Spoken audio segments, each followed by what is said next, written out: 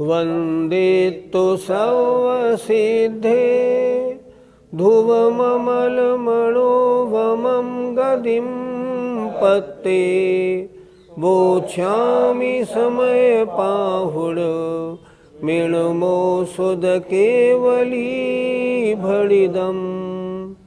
पंच परमेष्ठी भगवान की जय। इस समय पुण्य पाप अधिकार में पुण्य और पाप ये दोनों बंध के कारण होने से मुनि महाराज के लिए दोनों एक तरह से हेय है। मात्र शुद्ध आत्मानुभव ही उपादेय है।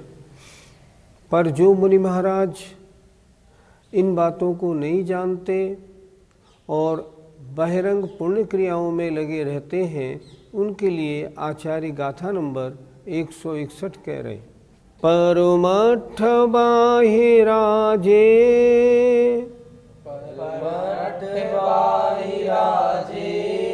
ते अन्नानेन पुण्यमिच्छन्ति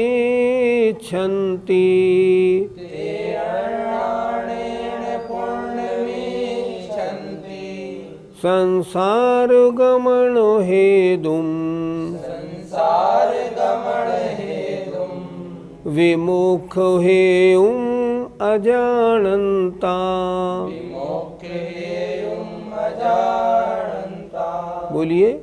परमठ बाहिराजे ते अन्नानेन पुण्यमिच्छन्ति संसार गमन हेतुं विमुख हेयुं अजानन्ता। परमठ बाहिराजे ते अन्नानेन पुण्यमिच्छन्ति संसार गमन हेतुं विमुख हेयुं अजानन्ता। गाथा के एक एक शब्द के अर्थ को ध्यान से देखिए।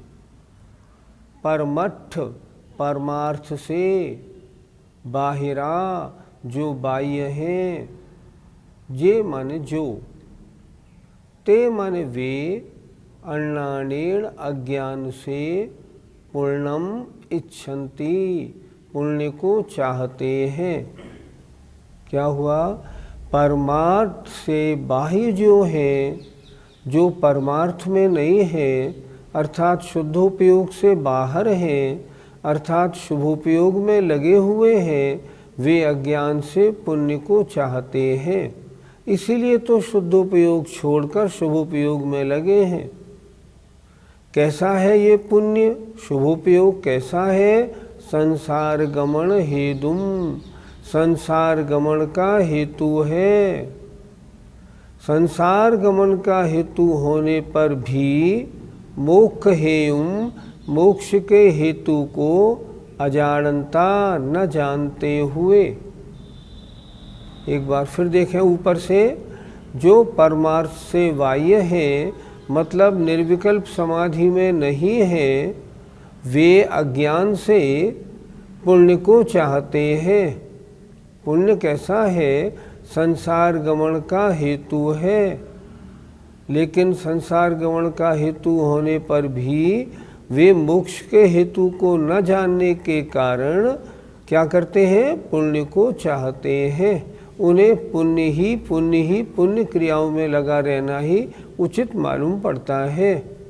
पर आचार्य कहते हैं नहीं, ये क्रिया ठीक नहीं है, क्योंकि ये परमार्थ से बाहर है। इस कारण एक बार फिर देख लें। जो परमार्थ से बाह्य हैं, वे अन्नानेन अज्ञान से पुण्यम इच्छन्ति पुण्य को चाहते हैं। संसार गमन हेतुम, संसार गमन का हेतु होने पर भी क्यों चाहते हैं? मोक्ष हेयुम अजानन्ता, मोक्ष के हेतु को न जानते हुए। उनको यही नहीं मालूम है कि ये पुण्य का चाहना संसार का कारण है या मोक्ष का कारण है। अगर इतना सही सही जान ले, फिर पुण्य को क्यों चाहेंगे? पर वो नहीं जानते। गाथा का भावार्थ देखें। जो परमार्थ से बाह्य है, शुद्ध आत्मस्वरूप का जिन्हें अनुभव नहीं है, जो आत्मानुभव में लगे हुए नहीं हैं, वे मोक्ष के हेतु को न जानते हुए अज्ञान से संसार गमन के कारण पुण्य को चाहते हैं। उन्हें पुण्य क्रियाओं में लगा रहना ही रुचिकर है। क्यों? उन्हें शुद्धोपयोग के बारे में अभी जानकारी नहीं है। पंडित जी, किन मुनियों को परमार्थ से बाहर कहा है?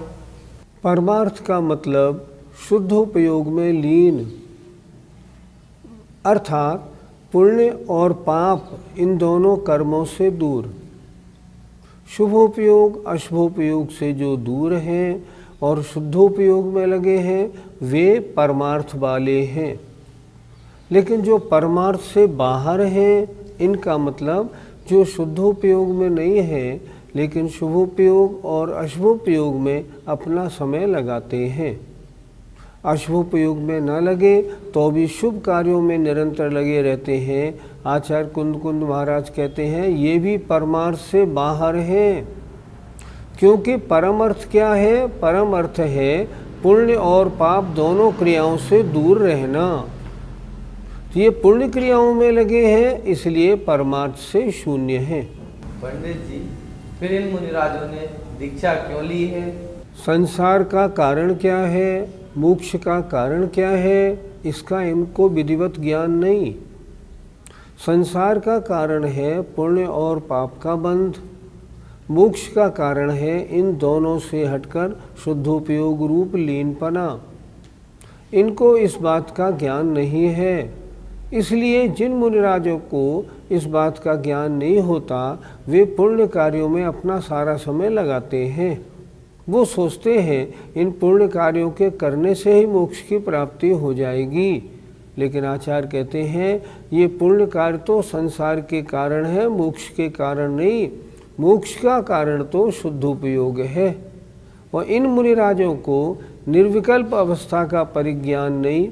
किस लिए निर्विकल्पता होनी चाहिए इसका ज्ञान नहीं। इसलिए ये संसार के कारण रूप जो पुण्य क्रियाएं हैं उनमें लगे रहते हैं। पंडित जी, ऐसे मुनियों का दीक्षा लेने का क्या प्रयोजन है? दीक्षा लेंगे, तपस्चरण करेंगे, महान पुण्य का बंध होगा और उस पुण्य बंध से ऊपर रिद्धिधारी देवों में जन्म होगा, बड़े बड़े पदों की प्राप्ति होगी। इन सांसारिक सुखों को लक्ष्य में रख के वे दीक्षा लेते हैं। क्यों? अभी उनको वास्तविकता का परिचय नहीं हुआ, मोक्ष के कारण को जानते नहीं। इसलिए सांसारिक सुखों के कारण ये दीक्षा है, ये समझ के उन्होंने दीक्षा धारण की है। क्या ये परम समाधि का प्रयत्न नहीं करते? मुनि अवस्था धारण कर तपस्चरण आदि क्रियाएं तो वैसे ही करते हैं, लेकिन जो वास्तविक लक्ष्य है उसका सही परिज्ञान नहीं। पूरी साधना अच्छी करते हैं, तपस्या पूरी करते हैं, सब कुछ करते हैं, पर लक्ष्य क्या होना चाहिए उसका ज्ञान नहीं होने से इनकी साधना नहीं है। संसार मार्ग की साधना हो जाती है, मोक्ष मार्ग की साधना नहीं हो पाती। पंडित जी, वास्तविकता को जानने वाला साधु किसको कहा जाए? वास्तविकता को जानने वाले वे साधु हैं जो पुण्य कार्यों में नहीं उलझते, निरंतर शुद्धोपयोग की ओर ही जिनका लक्ष्य रहता है। और यहाँ आचार्य कुंद महाराज ने उन्हीं को परमार्थ या उन्हीं को परम समाधि से युक्त माना है। और जब वे साधु उस शुद्धोपयोग से नीचे आते हैं तब कौन से शुद्धोपयोग में, शुभोपयोग में लगते हैं? जो शुभोपयोग ने पुनः शुद्धोपयोग में पहुंचा दे। शुभोपयोग में उनको लीन होने का भाव नहीं, लेकिन शुद्धोपयोग से हटके शुभोपयोग में आए, पुनः शुद्धोपयोग में जाने की कोशिश करते हैं। वे परमार्थी हैं। उन्होंने वास्तविकता को समझा है, उन्होंने जाना है ये शुद्धोपयोग से हटना संसार का कारण है, अतः पुनः शुद्धोपयोग का प्रयत्न करूं। क्यों? शुद्धोपयोग ही मोक्ष का कारण।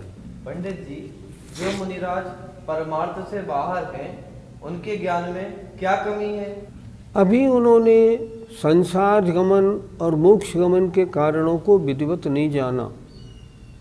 बाहरी क्रियाओं में निरंतर लगे रहते हैं, अगर अर्थात व्यवहार रत्नत्रय की क्रियाओं में लगे रहते हैं, लेकिन निश्चय रत्नत्रय की ओर ध्यान नहीं देते। व्यवहार रत्नत्रय निश्चय रत्नत्रय का कारण तो है, पर मोक्ष का कारण तो निश्चय रत्नत्रय है। लेकिन वो व्यवहार रत्नत्रय में ही सब कुछ मानते हुए, अपने मुनिपद का उसी को लक्ष्य मानते हुए व्यवहार रत्नत्रय में ही लगे रहते। ये उनके ज्ञान की कमी है। आचार्य महाराज ऐसा कह रहे हैं। गाथा नंबर 161 का पद्यानुवाद देखिए। साधु समाधि च्युत मूढ़ यथार्थ में है, दूराते दूर परमार्थ पदार्थ से है। संसार हेतु शिव हेतु न जानते हैं, वे पुण्य को इसलिए बस चाहते हैं। आचार्य श्री ने ये पद्यानुवाद जो बनाया है, कितना सरल और कितना सही अर्थ बताने वाला। पहली पंक्ति देखें आप, साधु समाधिच्युत मूढ़ यथार्थ में हैं। वे साधु समाधि से च्युत हैं और वास्तव में मूढ़ हैं, अज्ञानी हैं, और वे परमार्थ से अत्यंत दूर हैं। क्यों?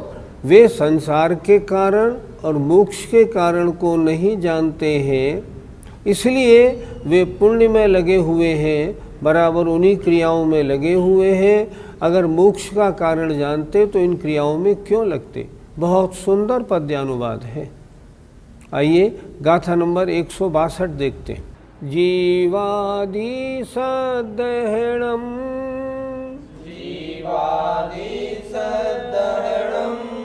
सम्मतम ते सिमधिगमोलाणम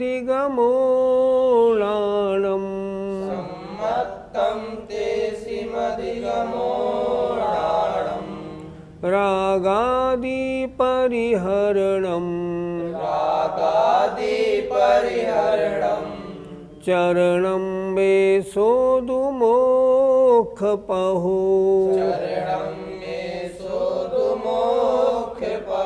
बोलिए।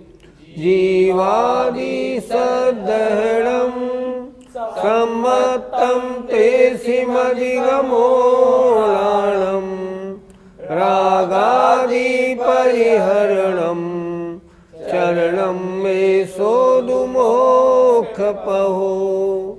जीवादि सदहणम सम्मतम ते सिमधिगमोलाणम रागादि परिहरणम चरणम मे सोदुमोक्ष पहो। आइए गाथा के एक एक शब्द का अर्थ देखें। जीवादि सदहणम, जीवादि का श्रद्धान करना। सम्मतम, सम्यक दर्शन है। तेसिम अधिगमो, उन्हीं का ज्ञान करना। लाणम, सम्यक ज्ञान है। रागादि परिहरणम, रागादिक का परित्याग या दूर करना। चरणम, सम्यक चारित्र है। एसोदु मोक्ष पहो, यही मोक्ष का पहु माने पथ है, माने मार्ग है। एसोदु, इस प्रकार ये मोक्ष का मार्ग है। फिर दोबारा देखें, हमने पढ़ा भी है ना, सम्यक दर्शन ज्ञान चारित्राणि मोक्ष मार्ग, उसको अच्छी तरह बता रहे हैं। जीवादि सदहणम सम्मतम, जीवादि का श्रद्धान करना सम्यक दर्शन है। तेसिम अधिगमो लाणम, उन्हीं का ज्ञान करना, जीवादिक का ज्ञान करना सम्यक ज्ञान है। रागादि परिहरणम, रागादिक का परित्याग करना। चरणम, सम्यक चारित्र है। एसोदु मोक्ष पहो, यही मोक्ष का मार्ग है। अर्थ पर ध्यान दीजिए। जीवादिक 9 पदार्थों का श्रद्धान करना सम्यक दर्शन है। उन्हीं पदार्थों का संशय, विमोह और विभ्रम से रहित ज्ञान सम्यक ज्ञान है। रागाधिक का परित्याग सम्यक चारित्र है। यही मोक्ष का मार्ग है। पंडित जी, मोक्ष मार्ग कितने प्रकार का है? मोक्ष मार्ग 2 प्रकार का है, व्यवहार रत्नत्रय और निश्चय रत्नत्रय। अर्थात व्यवहार सम्यक दर्शन, व्यवहार सम्यक ज्ञान और व्यवहार चारित्र अगर है तो व्यवहार मोक्ष मार्ग है, व्यवहार रत्नत्रय है। और अगर निश्चय सम्यक दर्शन ज्ञान चारित्र है तो निश्चय रत्नत्रय है। ये निश्चय मोक्ष मार्ग है। व्यवहार रत्नत्रय सीधा मोक्ष का मार्ग नहीं, लेकिन व्यवहार रत्नत्रय निश्चय रत्नत्रय का कारण है। व्यवहार रत्नत्रय के बिना निश्चय रत्नत्रय कभी होगा नहीं। इसलिए व्यवहार रत्नत्रय निश्चय रत्नत्रय कारण के कारण का कारण होने से कारण है। वे कहाँ तक पहुँचाता है? निश्चय रत्नत्रय तक पहुँचाता है। निश्चय रत्नत्रय मोक्ष तक पहुँचाता है। पंडित जी, दोनों रत्नत्रय में क्या अंतर है? तीनों को समझते हैं। जीवादिक 7 तत्व 9 पदार्थों का श्रद्धान करना व्यवहार सम्यक दर्शन और अपनी आत्मा का सच्चा श्रद्धान करना निश्चय सम्यक दर्शन है। जीवादिक 7 तत्व 9 पदार्थों का यथार्थ ज्ञान होना व्यवहार सम्यक ज्ञान है और अपनी आत्मा का सही ज्ञान होना ये निश्चय सम्यक ज्ञान है। बहिरंग क्रिया रूप मूल गुणों का पालन, राग द्वेष जिन कारणों से होता है उन कारणों को छोड़ना, ये व्यवहार सम्यक चारित्र है। और आत्मस्वरूप में लीन होना ये निश्चय सम्यक चारित्र है। निश्चय सम्यक चारित्र जब भी होता है तब तीनों एक साथ होते हैं, निश्चय सम्यक दर्शन, सम्यक ज्ञान, सम्यक चारित्र। व्यवहार सम्यक दर्शन जब भी होता है तो व्यवहार सम्यक दर्शन, सम्यक ज्ञान एक साथ होते हैं। व्यवहार सम्यक चारित्र होने का नियम नहीं, आचार्यों ने ऐसा ही लिखा है। व्यवहार सम्यक दर्शन ज्ञान चारित्र के बिना कभी निश्चय रत्नत्रय नहीं होता। इसलिए हमेशा प्रयत्न तो व्यवहार सम्यक दर्शन ज्ञान चारित्र का रहता है और भावना निश्चय सम्यक दर्शन ज्ञान चारित्र की रखते हैं। और निरंतर प्रयत्नशील रहने से व्यवहार से जब कभी निश्चय सम्यक दर्शन ज्ञान चारित्र होते हैं। 100 में से 99.99% व्यवहार रत्नत्रय होता है, 0.01% निश्चय रत्नत्रय होता है। 24 घंटे में कभी 1-2 मिनट को हो जाए शुद्धोपयोग तो हो जाए निश्चय रत्नत्रय, अन्यथा व्यवहार रत्नत्रय रूप प्रवृत्ति रहती है। पर जो मुनि महाराज इस भेद को जानते हैं वे व्यवहार रत्नत्रय में रहते हुए भी निरंतर निश्चय रत्नत्रय की भावना करते हुए सदा रहते हैं। पंडित जी, व्यवहार और निश्चय रत्नत्रय में कौन से गुण स्थान होते हैं? देखो, व्यवहार सम्यक दर्शन, व्यवहार सम्यक ज्ञान गुणस्थान चौथा और 5वां। व्यवहार सम्यक चारित्र गुणस्थान 6ठा और 7वां। अच्छी तरह समझना हो, जो मुनि महाराज शुभोपयोग में हैं वे व्यवहार सम्यक दर्शन, सम्यक ज्ञान, सम्यक चारित्र वाले हैं। और वे मुनि महाराज जब शुद्धोपयोग में आ जाते हैं तब वे निश्चय रत्नत्रय वाले हो जाते हैं। निश्चय रत्नत्रय में देखें, निश्चय सम्यक दर्शन, निश्चय सम्यक ज्ञान, निश्चय सम्यक चारित्र तीनों एक साथ होते हैं, अलग अलग नहीं होते। जब व्यवहार रत्नत्रयधारी मुनिराज शुद्धोपयोग में आते हैं तो उनका व्यवहार रत्नत्रय निश्चय रत्नत्रय रूप परिणमन कर जाता है। उसके गुणस्थान 7वें के शुद्धोपयोग से लगाकर और 12वें गुणस्थान तक होता है। इस तरह इन रत्नत्रय के गुणस्थान अलग अलग समझने चाहिए। पंडित जी, क्या व्यवहार सम्यक दर्शन भी सच्चा सम्यक दर्शन है? कुछ एकांतियों की धारणा ऐसी है कि व्यवहार सम्यक दर्शन तो मिथ्या दृष्टियों के भी हो जाता है, पर नहीं, उनकी मान्यता बिल्कुल ठीक नहीं। वास्तविकता क्या है? व्यवहार सम्यक दर्शन भी 7 प्रकृतियों के उपशम 6 उपशम से होता है, इसलिए वो भी वास्तविक सम्यक दर्शन है। लेकिन जब तक वे शुभोपयोग में है तब तक व्यवहार है, और जब वो शुद्धोपयोग में है तब ही उन व्यवहार सम्यक दर्शन ज्ञान चारित्र को निश्चय सम्यक दर्शन ज्ञान चारित्रपना प्राप्त हो जाता है। व्यवहार रत्नत्रय मोक्ष का साक्षात कारण नहीं, पर कारण का कारण है, क्योंकि बिना इसके कभी निश्चय रत्नत्रय होगा नहीं, और बिना निश्चय रत्नत्रय के कभी मोक्ष होगा नहीं। इसलिए व्यवहार रत्नत्रय कारण है, पर वो भी सच्चा है। जब तक मुनि महाराज शुभोपयोग में है तब तक भी उनके प्रति समय निर्जरा 24 घंटे होती है। जब प्रति समय निर्जरा 24 घंटे हो रही है तो क्या ये माना जाएगा कि उनका सम्यक दर्शन ज्ञान चारित्र व्यवहार होने से झूठा है? नहीं, ये तो नहीं माना जाएगा। तो क्या माना जाएगा? उनका रत्नत्रय सच्चा है, पर अभी परद्रव्य की अपेक्षा सहित रहते हुए साक्षात मोक्ष का कारण नहीं है, पर है सच्चा, इसीलिए तो प्रति समय निर्जरा है। इसलिए व्यवहार माने झूठा नहीं, कभी ऐसा नहीं मानना। व्यवहार माने कारण रूप, निश्चय माने कार्य रूप। ऐसा मानेंगे तब हमारा ज्ञान आगम के अनुसार माना जाएगा। आइए गाथा नंबर 162 का पद्यानुवाद देखते हैं।